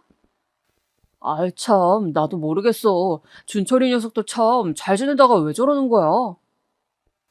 남편은 뭔가 대수롭지 않은 반항 정도로 생각한 것 같은데 정말로 도련님은 집을 알아보고 계시더군요. 이걸 갖고 또 어머니는 우리한테 전화해서 뭐라 뭐라 하시는데 듣던 중 저는 엄청 황당한 소리를 듣게 되었어요. 제가 왜요, 어머니? 아버님이랑 도련님이랑 싸우신 거 아니에요? 이걸 왜 저한테 해결하라고 하시는 건지 이해가 안 가는데요? 어머니는 제 말을 듣지도 않고 다 자르시더니 대충대충 말씀하시더라고요. 아니, 누가 뭐랬니? 너 보고 뭘 다 해결하라는 게 아니야. 일단 그래도 준영이는 이렇게 너랑 결혼이라도 했잖아. 준철이 녀석도 얼른 장가를 보내서 독립시키는 게 우리 속 편하니까 너한테 이렇게 말하는 거야. 네 주변에 괜찮은 아가씨들 있으면 소개 좀 시켜줘라. 어? 원래 집안에 며느리가 잘 들어와야 한다고 했어. 네가 이 집 큰 며느리로 왔으면 할 몫을 해야지. 옛말에는 며느리들이 집도 일으킨다고 하더라. 내가 뭐 너한테 많은 걸 바라디? 그냥 네 동석감 하나 데려오라는 거잖아. 들으면 들을수록 코웃음만 나는데 일단은 참았어요. 진짜 가만히 있었더니 사람을 무슨 가만히로 보는 것도 아니고 이게 대체 뭐 하는 거래요? 왜 적당히를 모르시는지 답답하더군요. 일단 전 모른 척했지만 진짜 하루가 멀다 하고 자꾸 전화해서 우는 소리를 하시는 거예요. 아직도 네 동석감 안 알아봤어? 준철이가 하루가 멀다 하고 짜증만 내고 우리 전화는 받지도 않는다. 네가 좀 달래봐라, 어? 이쯤 되니까 저도 좀 화가 나더라고요. 어머니, 이걸 왜 제가 중재해야 하는 건지 모르겠어요. 제가 소개를 안 시켜드려서 도련님이 집을 나가신 건가요? 그렇다 치면 도련님도 너무 이상한 거잖아요. 왜 이게 제 책임이 된 거예요, 어머니? 어머니는 제가 뭐라고 따지건 말건 안중에도 없으시고 무조건 자기 얘기를 해야 되는 분이셨어요. 지금 그런 거 가타부타 따질 때야? 네 아버님도 지금 준철이랑 싸우고 아주 시름시름 앓고 있어. 우리한테 방법은 너밖에 없는데 그럼 어쩌냐? 가족끼리 그런 것도 못 해줘? 얼씨구, 가족이라면서 이렇게 매일매일 아침마다 전화해서 사람을 닥달하고 괴롭혀도 되는 건가요? 듣다 듣다 너무 어이가 없었지만 일단은 좀 참아보기로 했어요. 당시 저도 임신 준비하느라 예민했었고 더 이상 고민거리를 늘리고 싶진 않았거든요. 그런데 솔직히 저도 우리 시댁 답이 안 나오는데 여기 둘째 며느리 자리를 누구한테 주겠어요? 아무리 머리를 굴려봐도 생각나는 사람이 없더라고요. 결국 저한테 넘어온 공을 남편에게 넘기기로 했답니다. 당신이 좀 알아봐. 회사에 여직원이나 누구 없어? 내 주변 애들은 지금 다 만나는 애가 있거나 연애할 생각이 없대. 맨날 어머니 저렇게 전화 걸어오시는데 내가 진짜 너무 스트레스야. 왜 당신은 안 알아봐? 당신은 형이잖아. 누가 봐도 틀림없는 말을 했는데 제 말투가 마음에 안 든다며 남편은 이상한 데에서 짜증을 내는 거예요. 너 왜 그렇게 말꼬리를 잡아? 우리 엄마가 뭐 널 잡으려고 그런 얘기를 한 마냥 기분 나쁘게 말하냐? 엄마야, 네가 이 집에서 엄마 외에 유일한 여자고 너를 편하게 생각하니까 의논하는 거지. 나도 알아보긴 할 텐데 그렇게 너무 스트레스 받는다는 식으로 말하지 마. 참, 제가 어쩌자고 이런 인간 역성을 들어줘가며 아기를 갖겠다고 그렇게 노력을 했는지 모르겠어요. 이러는 사이 시간은 점점 지나고 저는 임신이 잘 안 되어 아주 마음이 조급할 때였거든요. 우리 쪽에서 임신도 도련님을 위한 참한 색식감도 소식이 없으니 어머님이랑 아버님은 아주 속이 타들어가다 못해 뒤집어지실 지경이었나 봐요. 이윽고는 아버님이 저한테 전화를 하셨는데 이때 너무 기분이 나빠서 그런지 홧김에 남편을 찔러다가 결국 소개팅을 주선했답니다. 저도 참 미련한 게 그때 아버님이랑 정면으로 싸웠어야 했는데 왜 역성을 들어드렸을까요? 니네는 왜 그렇게 일 처리를 제대로 못하냐? 아니, 니들만 잘 살면 다야? 괜찮은 아가씨 좀 데려오라니까 그것도 못해. 내 주변 친구들은 전부 장가들 보내자마자 손주들 안겨주는데 그것도 못하고 대체 하는 게 뭐야? 준영이야 문제가 하나도 없지. 하여간 씨가 들어올 자리가 좋아야 되는데 애초에 자리를 잘못 깔았어. 진짜 어이없는 게 어떻게 이런 말을 하나도 거르지 않고 며느리한테 그냥 그대로 다 던져버리시는 걸까요? 그러면서 역시나 그 변함없는 레파토리가 또 등장하게 된 거예요. 애초에 그게 불만이었다고 말을 하시던가 계속 돌려가면서 저를 괴롭히시더군요. 우리 준영이 덕에 저런 집 얻어서 사는 줄도 모르고 돈 무서운 줄도 모르고 고마운 것도 모르는 너 같은 애는 진짜 혼 좀 나봐야 돼. 며느리 잘 얻어서 얼마든지 잘 살 수 있었는데 너 하나 때문에 지금 줄이 줄줄이 막혀가지고 네 시동생 장가 못 가. 우리 준영이도 자식 못 얻어. 이게 뭐냐? 니네 애미 애비는 그래놓고도 잠이 온다냐? 하다 하다 이렇게 얘기가 진행되니까 좀 참기 힘들더군요. 이때 저도 그냥 아버님이랑 정면으로 들이받아서 싸워야 했는데 제 몸이 많이 안 좋을 때였어요. 충격은 충격대로 받고 딱히 아버님과 싸울 에너지도 없었거든요. 이때 저는 이 통화 내역이 그대로 녹음된 것을 남편에게 들려줘 버렸어요. 제 핸드폰은 자동 녹음되는 거라 딱히 제가 의도하지 않아도 이렇게 되거든요. 이날은 하도 화가 나서 퇴근한 남편한테 들려주었더니 자기도 좀 멋쩍은지 저랑 눈을 못 마주치더군요. 전 딱 잘라 말했어요. 다 필요 없고 당신이 해결해.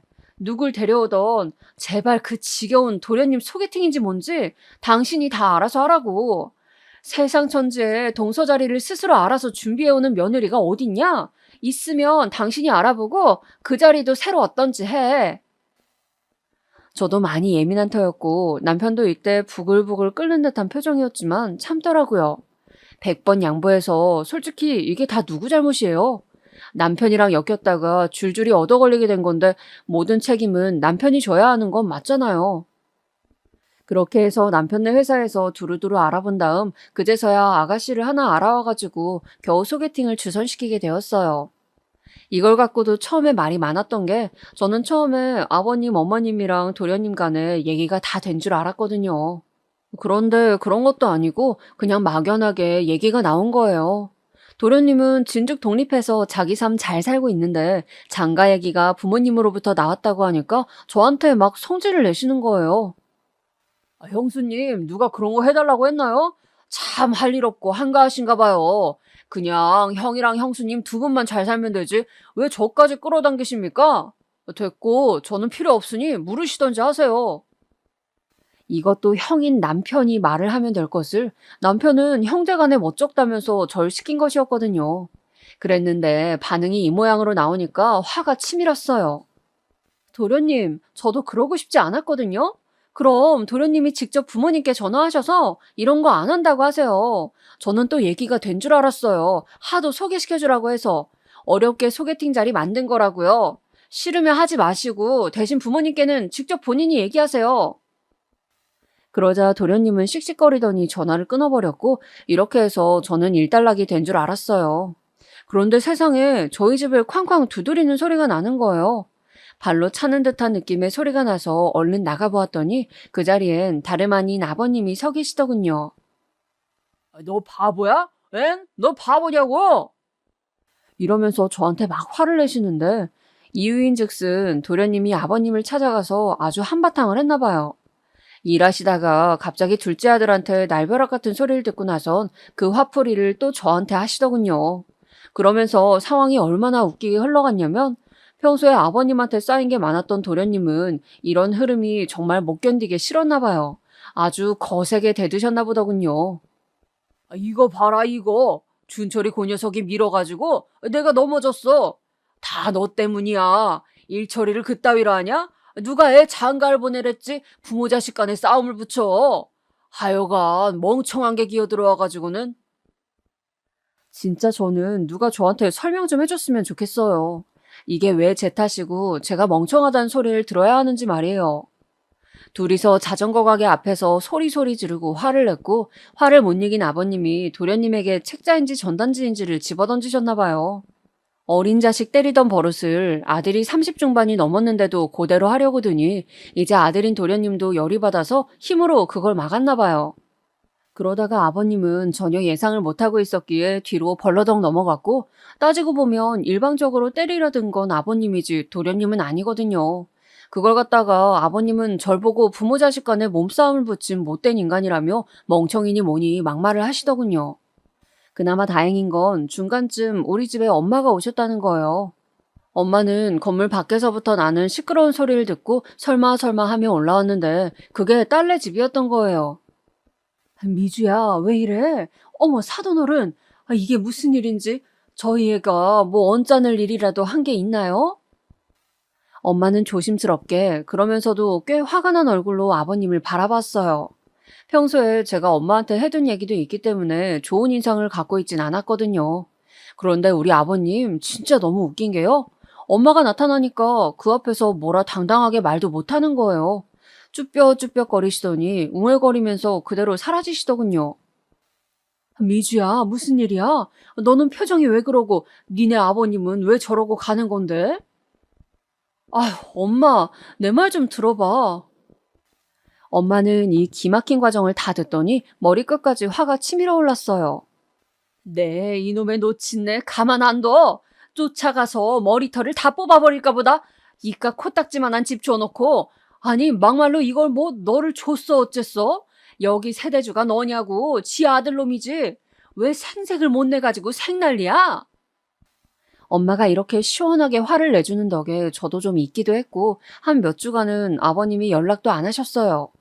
아마 집에 가서 뭐 얘기를 하셨는진 모르겠지만 그 기간 동안에는 어머니한테도 전화 한 통 안 걸려오더라고요. 저를 아무리 만만하게 보고 우습게 여겨봤자 그 부모가 있는 앞에서는 차마 뭐라 할 수가 없었나 봐요. 진짜 어이가 없더라고요. 하지만 이러니 저러니 해도 여기서 제일 중요한 건 남편의 반응 아니겠어요? 돌아온 남편에게 그날 있었던 일을 말했지만 남편은 속 시원하게 제 마음을 달래주지 않더군요. 지도 많이 힘들고 지쳤다나요. 그만 좀 해. 도대체 이런 일이 몇 번째야? 왜 자꾸 너랑 엄마, 아버지, 그리고 준철이 넷이서 일을 터뜨리는지 모르겠어. 나는 할 만큼 했잖아. 네가 준철이 소개해줄 아가씨 알아보라고 해서 힘들게 영업팀 직원한테 알아봐줬어. 그런데도 안 만난다고 하지. 그래놓고 또 아버지랑 준철이가 싸웠다고 하지. 아버지랑 너도 싸웠다고 하고 거기에 장모님까지 껴서 대체 이게 뭐냐? 진짜 다들 날 괴롭히려고 작정이라도 한 거야? 저도 참 바보 같긴 했던 게 남편이 이 정도로 말을 했으면 이 인간도 남 탓하기 좋아하는 이 집안 핏줄이란 걸 알아차려야 했어요. 아니, 충분히 힌트를 주고 있는데도 저는 못 알아먹고 그냥 씩씩거리고 화만 내고 며칠 냉전만 가졌어요. 그러고 몇 달 지나서 어쩌다가 임신에 성공하게 된 거예요. 확실히 시댁에서 어떤 터치도 없이 조용하다 보니까 순조롭게 임신이 되더군요. 하지만 아기 자체는 축복이었는지 몰라도 어쩌면 이 집과 연결고리가 더는 없었어야 했는데 그게 좀 아쉽기는 해요. 제가 막 임신 초기를 지나고 안정기에 접어들었을 무렵 남편과 둘의 여행 계획을 세웠어요. 그런데 이 인간이 갑작스레 거기다가 지 부모님을 끼워 넣는 거예요. 저번에 장모님이랑도 다녀왔으니까 우리 이번에는 엄마 아빠 모시고 가자. 준철이랑 거의 의절하듯 지내면서 두 분 다 너무 외로워하고 힘들어하셔. 이런 때 우리가 같이 모시고 가면 너무 좋아하실 거야, 어? 남편의 이 말을 들으니 머리가 멍해지는 것 같더라고요. 우리 엄마가 간 건 이유가 있었어요. 엄마가 제주도에 지인분이 하는 식당을 알고 계셨고 얼마 안 있어 엄마 생신도 있으니까 같이 모시고 간 거였거든요. 그런데 그런 거 아무것도 없이 그냥 무작정 자기 부모님을 모시고 가자고 막 우기는 거예요. 당신 왜 그래? 효자병 걸린 사람도 아니고 자꾸 나서서 일을 만들어? 우리 엄마는 생신이었잖아. 어머님, 아버님이랑은 두 분 생신일 때 각각 강원도 여행도 다녀왔었고. 우리 엄마랑 간 건 처음이었어. 그런데 그걸 꼭 똑같이 그대로 따라야 성이 풀려? 나 임신해서 몸도 불편한데 가서 어머니, 아버님 드실 밥까지 하라고? 점점 날카로워진 저는 아주 공격적으로 따지듯이 말을 했고 남편은 제가 아직 배가 많이 안 불러와서 그런지 체감이 안 되었나 봐요. 뭐가 그렇게 힘드냐는 어투더군요. 왜 그렇게 힘들어해? 너 한창 초기에 입도 탄다고 난리였잖아. 그때 지나서 괜찮다고 장모님 모시고 여행까지 갔어. 그런데 갑자기 우리 엄마 아빠 모시고 가려고 하니까 몸이 불편한 것 같아? 너 진짜 너무하다. 임신한 게 뭐가 그렇게 대단한 일인데? 남들 다 하는 임신이 왜 너만 힘들어? 가서 밥하는 게 왜? 나도 하면 되잖아. 아니면 밖에 나가서 사 먹던가. 왜 해보지도 않고 먼저 우리 엄마 아빠를 나쁜 사람들로 만드냐고.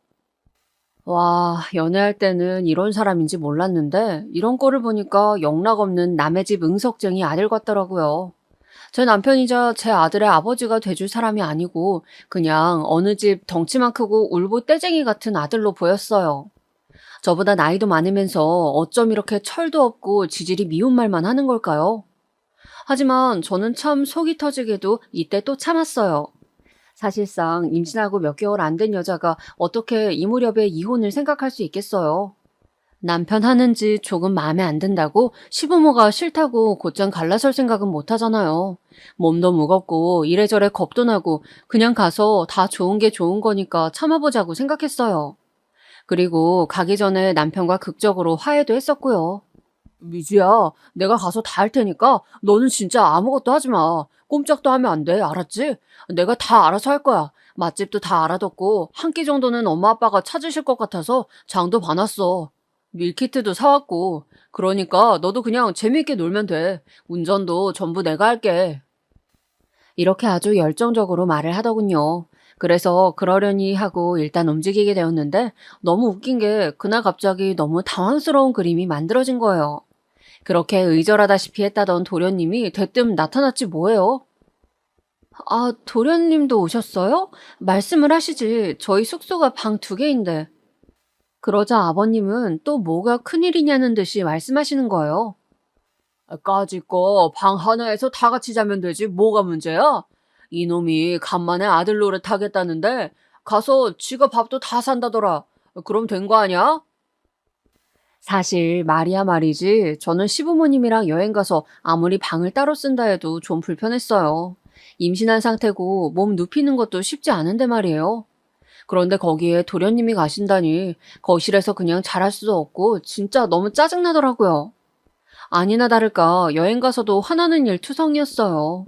남편은 분명히 맛집을 다 알아왔는데 어머니가 거기서 고집을 부리시는 거예요. 이런 데 와서 뭐하러 저런 집들 전기세를 벌어주고 있어? 우리는 눈으로 구경하고 먹는 건 다 해먹는 거야.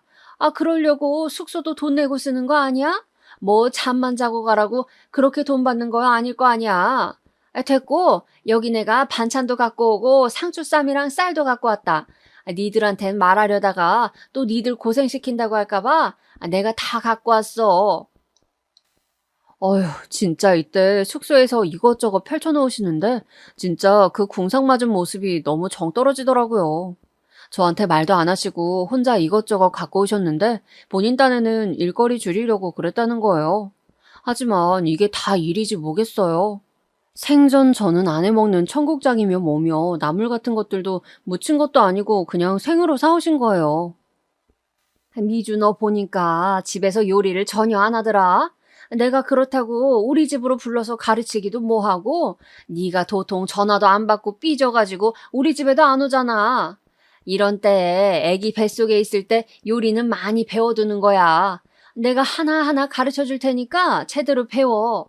그래서 내년부턴 너도 김장도 해야지. 아, 정말 속이 부글부글 끓다 못해 열이 머리 위로 확 몰려드는 게 느껴졌어요. 표정 관리도 안 되고 미칠 것 같은데 이때부터 남편이 정해둔 일정은 하나씩 다 어긋나기 시작한 거예요. 뱃속에 아기를 임신한 상태로 서로서로 재미있게 놀자고 계획한 여행인데 왜 여기서 몸이 제일 불편한 제가 일이 많은 걸까요? 한창 밖을 돌아다니면서 구경도 하고 카페도 가고 전시회도 갈 예정이었는데 어머니가 그 부산스런 짐더미를 풀어헤치셨어요. 그러니 슬슬 이 집 남자들은 거실 소파에 누웠다가 아버님은 여기 방에 들어가셔서 코 골고 주무시질 않나 점점 나른하게 2~3시간이 흘러가는 거예요. 저도 어찌나 스트레스가 되던지 슬슬 배가 뭉쳐오기 시작했어요. 저 어머니, 저 몸이 안 좋은 것 같아요. 잠깐만 앉아 있을게요. 그랬더니 어머니는 절 힐끗하고 흘겨보시더니 몸이 왜 그렇게 약하냐고 핀잔을 주시더군요. 야, 지나가는 사람을 붙잡고 물어봐라. 돌도 씹어먹을 나이 내가 뭐가 그렇게 힘들다고 농땡이야. 이런 데까지 올 생각을 했으면 제대로 몸 관리를 했어야지. 그러면서 먼 나물을 삶고 고기를 굽고 김치찌개를 끓여대시는데 쌀 고르는 것부터 다 알려주겠다고 계속 뭐라 말씀이 많으신 거예요. 이쯤 되니 저도 이제 이성을 잃을 수밖에 없었어요. 어머니랑 얘기해봤자 소용이 없으니 저쪽 다른 방에서 골아떨어진 남편을 발로 걷어찼어요. 그리고 쥐죽은 듯한 목소리로 새보다 빠르게 속삭여서 깨웠습니다. 일어나, 뭐해 지금? 나 이렇게 일 시키게 둘 거야? 어디서 지금 누워있냐고? 나 지금 힘들어. 남편인 이때 자다 깨서 엄청 짜증스러워했고 심지어 침까지 스르륵 닥더라고요. 아이씨, 자는데 왜 이렇게 귀에다 소리를 질러? 이때 저도 움찔해서 뒷걸음질 치게 되었어요. 더 가관인 건 그러고 그냥 자버리는데 그대로 나중에 저녁 먹으라고 깨우니 그제서 일어나서 제 눈치를 보는 거예요. 어머니는 그렇게 저를 힘들게 부려먹고도 자기 집 새남자가 안쓰럽다며 아주 노래를 부르시더군요. 우리 집은 이렇게 식구들끼리 남자 셋에 낑겨서 내가 기도 못 피고 살아왔어. 그래도 사는 게 바빴으니까 이렇게 다녀본 적도 없고, 그러니 이렇게 나온 게 얼마나 좋냐고. 이렇게 자주자주들 놀러 다니고, 맛있는 것도 먹고, 좋은 데도 다니고, 그러는 거야. 하지만 저는 분이 풀리지 않아서 한 숟가락도 뜨지 않았고, 아버님은 그런 저를 보며 시비를 걸어오시더군요. 이날 이후로 저는 얼마간 시댁과 왕래를 끊게 되었어요. 바로 짐을 들고 밖으로 나가서 택시를 불러 올라가 버렸거든요. 니는 뭐가 그렇게 불만이라서 입이 대빨 나와 있냐? 하여간 얼굴도 우거지상이고 보통 기센 게 아니야, 네가. 이런 데 왔으면 고맙다고 넙죽 인사라도 같이 해 날랐어야지. 네 어머니 저렇게 힘들게 음식하는데 대체 뭘 하고 있었던 거냐? 아버님, 입이 대빨이라뇨. 그게 아니고, 아니, 당신이 말 좀 해봐.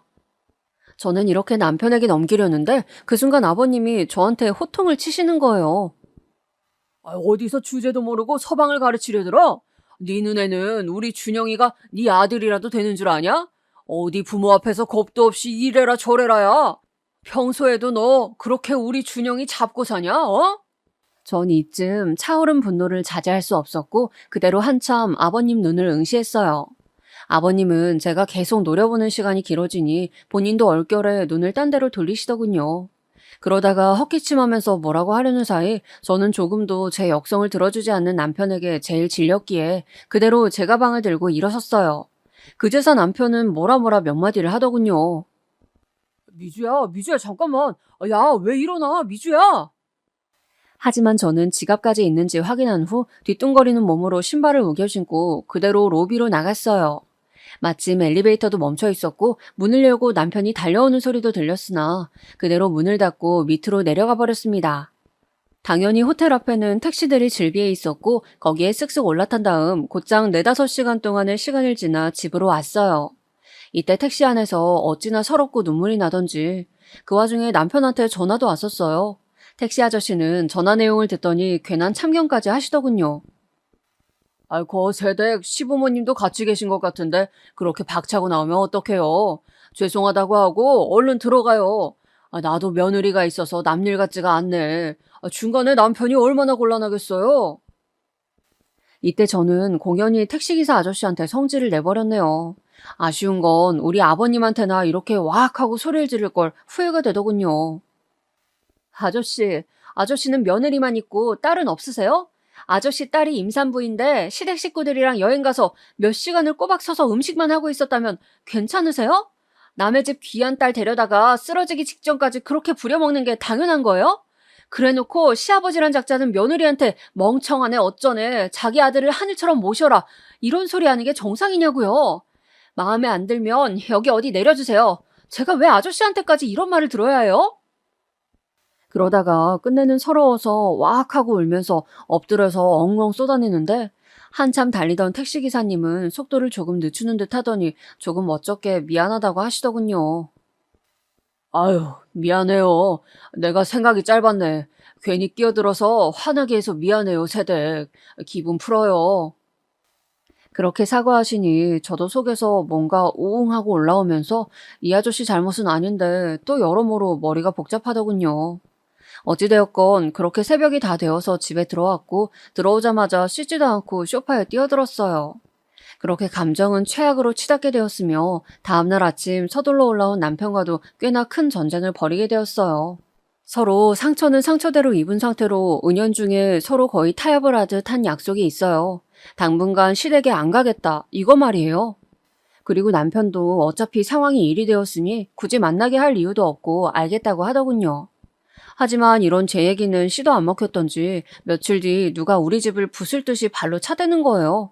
문을 열었더니 어머니가 도끼 어린 눈으로 저를 노려보고 있었고 제 집처럼 확 들어오시더니 여기저기 베란다며 방까지 다 휘집어 보시는 거예요. 아 진짜 왜 이러시는 거예요? 연락도 없이 오셔서 뭐 하시는 거냐고요? 야 이게 네 집이야? 네 집이냐고? 어머니도 이젠 대뜸 아주 눈이 뒤집혀서는 막말을 하시는 거예요. 이날 어찌어찌 저는 몰아냈지만 이후로는 집에 와서 발로 부수건 말건 간에 저는 문을 열어주지 않았어요. 그러다 돌아온 사정은 또 얼마나 웃겼는지 아시나요? 이 사건으로 저는 진짜 이 인간들과 안 되겠다 싶어 이혼을 결심하게 되었어요. 남편이 회사에 있을 시간이고 아직 우리는 냉전 중이었고 전 막달 무렵이었어요. 그런데 어머니가 저한테 문자를 보냈는데 진짜 가관도 아닌 내용이었어요. 아버님, 너 때문에 쓰러지셨다. 응급실 가셨어. 당장 와라. 이런 말들만 툭툭 휘갈겨 놓은 거예요. 와, 어쩜 이렇게 내일 모레 70이나 먹은 어른들이 하는 짓거리가 이렇게 유치할 수가 있는 거예요? 임신 막달의 며느리한테 뭐가 그렇게 한이 맺히고 죽일 놈의 스트레스가 있어서 연락 얼마 안 된 것 같고 화병이 났다고요. 그래서 쓰러져서 응급실을 갔더니 아주 우습지도 않은 거예요. 전 조심스레 이건 거짓말일 거라 생각했고 가지 않았어요. 당장 내 몸이 힘들어 죽겠는데 무슨 응급실을 가나요? 심지어 응급실도 아니고 뒤늦게 저한테 보낸 문자를 보니까 응급실 가셨다가 집으로 오셨다고 집으로 오라는 거예요. 말 바꿔대는 것 보니 다 역겹고 바보처럼 느껴져서 그냥 무시하고 안 가버렸어요. 나중에 남편이 저녁 늦게 와서는 또 저한테 뭐라 헛소리를 하길래 저는 딱 한마디 해주었어요. 내가 언제까지 당신 부모님 뒤치다거리만 해야 해? 당신은 부모님이랑 살지 왜 나랑 결혼했어? 효도 혼자 하기 힘드니까 나랑 같이 하려고? 내가 왜? 우리 엄마 아빠야? 그럼 당신은 왜 우리 엄마 아빠한테 그만큼 안 해? 급기야 저는 이혼 소리를 꺼냈고 이것은 결국 남편을 건너 시댁까지도 들어가게 되었어요. 너무 어이없고 꼴사나운 게 이놈의 시댁은 그런 소리가 나오고 나서야 비로소 잠잠해진 거예요. 당장 내쫓고 싶다는 식으로 다룰 땐 언제고 막상 자기 아들 호랍이 되는 건 싫었나 봐요. 이렇게 간단한 방법이 있었으면 진작에 시도할 걸 그랬나 싶을 정도로 시댁은 이후 제가 아기를 낳고 몇 개월 키울 때까지 조금 더 터치를 하지 않았어요. 그런데 애 태어나고 본 기간이 얼마 안 되다 보니까 자기들도 또 슬슬 욕심이 올라오기 시작한 거예요. 냅다 우리 집으로 또 말없이 찾아와서 몇 시간을 늘어앉아 있는 거예요. 차마 가시라고 말하기도 그래서 그냥 있던 중에 아기가 보채고 자꾸 우는 바람에 안 되겠더군요. 저 어머님 아버님, 아기 이제 좀 재워야 할 것 같아요. 제가 모셔다 드릴게요.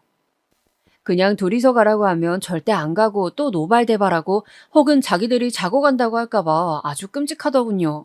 그래서 제가 모셔다 드리겠다고 저도 길 안 익숙하고 불편한데 운전대를 잡게 되었어요.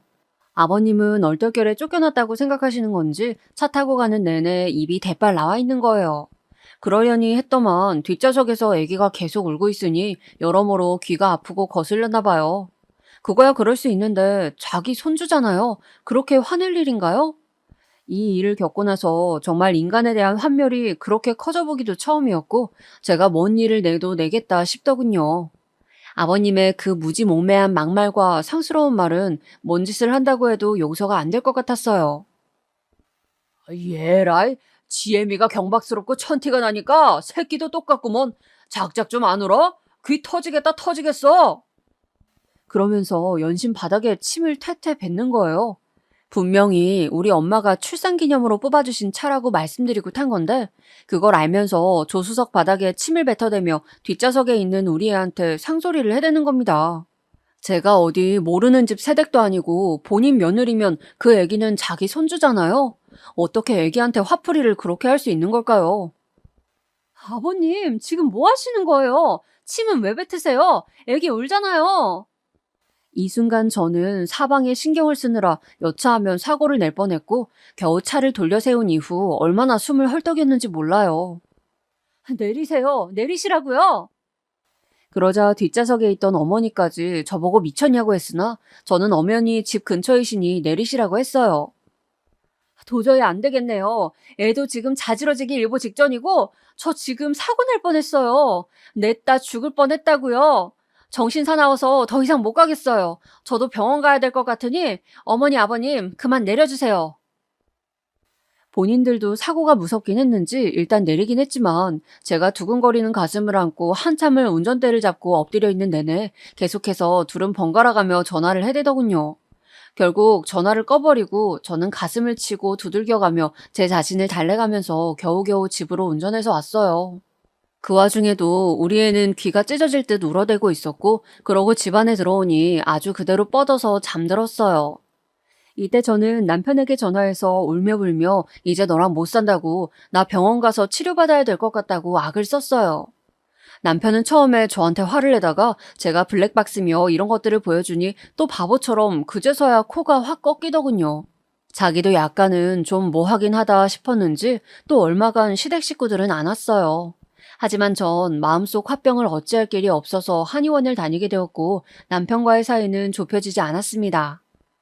그러던 차 2년쯤 지났을까요? 시댁과 왕래도 잘 안 했고 저는 엄마에게 아이를 맡기고 일을 다닌 지 한 6개월쯤 되었을 때일 거예요. 제가 남편보다 일찍 퇴근한 날이었는데 그날 정말 새삼스럽게 어머니랑 아버님이 찾아오신 거예요. 너무 오랜만에 이렇게 따로 보는 거라 저도 감정이 그렇게 격하진 않았는데 역시 사람 참 안 변하나 봐요. 아들 눈치에 못 왔을 뿐 저에 대한 인식은 그들 안에서 여전히 네 집 강아지만도 못하더군요. 어떻게 며느리가 돈 벌고 있다는 소식을 듣고 와서 냉큼 돈을 또 내놓으라고 하나요?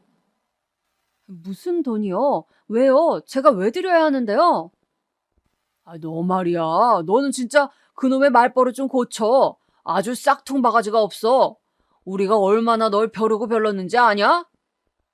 이러고 있는 와중에 아버님은 딴엔 또 본인이 남자라고 으름장을 놓으시면서 끼어드시더군요. 저를 아주 겁줘서 깔아뭉기겠다는 생각이 만연해 보였고 와중에 제가 버는 몇 푼의 돈이 자기 돈이라고 생각되는 듯 했어요. 며느리라는 게 들어와가지고 몇 년을 이렇게 속을 썩이고 우릴 못살게 굴고 네가 한 게 뭐가 있냐? 우리가 널 시집살이를 시켰냐? 뭘 어쨌냐? 집이 어려울 때에는 도울 생각을 해야지. 애 놔두고 나가서 돈 번다며? 그것도 다 우리가 집 해주고 준영이가 먹여 살리니 네가 나가서 돈도 벌고 하는 거 아니냐? 그럼 집이 어려울 땐 도와야지. 너무 말 같지도 않은 멍청한 소리라 제대로 안 듣긴 했는데 대충 뉘앙스가 뭐 아버님 사업이 잘 안 된다는 것 같았어요. 그게 저랑 무슨 상관인데요? 제가 돈 버는 거에 두 분이 해주신 게 뭐가 있어요? 천하네, 멍청하네, 경박하네 할 땐 언제고 뭔 놈의 돈을 찾아요? 그러면서 저는 순간적으로 이전 일이 떠올라서 저도 역겹다는 듯이 똑같이 했을 뿐인데 하필 이게 이렇게 일이 될 줄 몰랐어요. 나도 모르게 막 분이 오르고 화가 격하게 오른 거로 전에 아버님이 제 차 조수석에 침을 뱉어대듯 저도 현관바닥에 침을 뱉으려고 했거든요. 당장 나가라는 의미로. 뭐가 어찌되었건 버릇없는 건 똑같았지만 하여간 공교롭게도 하필 침이 아버님 턱 쪽으로 튄 거예요. 이 인연이? 그러면서 마구 길길이 날뛰고 발을 탕탕 굴러대시는데 전 그냥 나가시라고 어찌어찌 밀어냈어요. 시끄러워지는 거 너무 싫고 이 집 인간들이랑 더 이상 상종하고 싶지 않았어요. 시댁에서 받은 스트레스 때문에 화병만 생기고 불면증에 제가 얻은 건 하나도 없었거든요. 그리고 너무 웃긴 건 왜 꼭 이런 일마다 남편은 없고 저만 혼자서 저놈의 어른들을 독대해야 하는 걸까요? 이 일로 시부모님은 며느리한테 폭행을 당했다며 고소한다고 생 난리를 피우는 거예요. 저는 그러시라고 했어요. 이혼도 생각하고 있는 마당에 딱히 뭐가 무서울 게 있나요? 해보세요. 고소하실 거면 하시라고요. 저도 아버님이 저한테 했던 막말이랑 제 차에 침 뱉고 욕하신 거 다 자료 있어요. 그리고 이 사람이랑도 안 살고 이혼할 거고 애도 데리고 나갈 거예요. 사실 이 정도까지 상황이 악화될 줄 모르셨던 우리 엄마 아빠는 처음 제 결심을 들었을 땐 이혼 못하게 하셨어요. 사돈욕을 실컷 하시긴 했지만 애까지 낳아놓고 부부가 그리 쉽게 갈라서는 건 아니라고 하셨거든요. 하지만 시댁에서 저를 고소한 애 만에 얘기가 나오고 이제 반년차 월급을 받아오기 시작한 저에게 노골적으로 돈을 요구하신 것, 이런 걸 들으니 우리 엄마 아빠도 화나지 않겠나요? 특히 아빠가 절레절레 고개를 저으셨어요. 난 몰라. 난 모른다. 그러게 왜 그딴 집이랑 결혼을 해갖고는. 하여간 됐어. 이제 와서 뭘 어쩌겠냐? 아니다 싶으면 못 사는 거야. 그런 환경에서 어떻게 애를 키우고 천년만년 살겠어. 네가 알아서 정리하고 애 데리고 집으로 들어와. 아빠가 제일 뭐라고 할 줄 알았는데 딸이 이렇게 고생하고 있다는 얘기를 들으니 힘드셨나 봐요. 여지껏 제가 겪어온 일은 엄마한테만 많이 말했었고 엄마도 예민한 아빠한테 자세히는 말씀을 안 하셨더군요. 아빠는 절대 이혼은 못하게 하려는 생각이셨다가 다 듣고 너무 갑갑하셨는지 안경을 벗으시고는 몇 번이나 눈을 매만지며 괴로워하시더군요. 그 부분을 보니 저도 마음이 많이 아팠어요. 웬만하면 그럭저럭 잘 살아내고 싶었는데 어쩌다 이렇게 흘러가게 된 건지 누구를 원망해야 할지 잘 모르겠더군요. 아무튼 이렇게 뼈아프게 가슴이 타들어가듯 우리 친정부모님의 허락을 받고 이혼을 결정하게 되었는데요. 이건 저 혼자 결정하는 게 아니다 보니 결혼만큼이나 복잡했어요. 남편은 절대 이혼은 안 된다, 소송으로 가자는 주의인데 제일 웃기는 건 아버님, 제 시아버지라는 작자입니다. 이 문제를 갖고 아들이랑 둘이 또 싸우고 있더라고요. 제가 전화를 안 받으니 또 뭐라 문자를 길게 보내놨어요. 어머니를 시켜서 말이에요. 이혼을 하던 사모를 하던 네 멋대로 하고 우리 준영이 위자료나 제대로 챙겨라. 너 같은 것을 며느리로 들인 걸 평생 후회하고 살 거다. 너도 네 원하는 대로 잘 살 거란 기대는 하지 마라. 아니 무슨 이딴 소리를 보내면서 위자료를 달라는 건지 도대체가 생각이란 걸 할 줄 모르는 인간들이에요. 게다가 이 문제로 남편과 왈가왈부하며 다투던 중 알게 된 기막힌 사실이 있는데요. 시아버지가 세상 그렇게 귀하다고 치켜세우던 본인 아들에게 이 위자료를 자기를 달라며 부자간의 싸움이 벌어지고 있다는 겁니다. 듣고도 솔직히 믿겨지시나요? 사업 안 된다며 며느리인 저한테 돈 달라고 당당하게 떠들더니 얼마나 돈 갖다 쓸 데가 없으면 아들의 이혼 위자료를 갖다가 달라고 하냐고요. 그리고 그걸 갖고 공상맞게 지들끼리도 싸우고 있다는 거예요. 듣다 엄마도 이 부분까지 듣고선 정말 너무 어이가 없었나 봐요. 야, 진짜 세상에 뭐 그딴 집이 다 있냐? 사업이 뭘 어떻게 잘못되었길래 아들 이혼 위자료를 받아 챙겨서 메꿀 생각을 한대? 아니, 뭐 사업 망하다 못해 거지가 되었다고 해도 차마 그 돈 땡겼을 생각은 못하겠다. 어쩌다 그런 작자를 시아버지라고 알고 살았냐? 아, 진짜 미치겠다.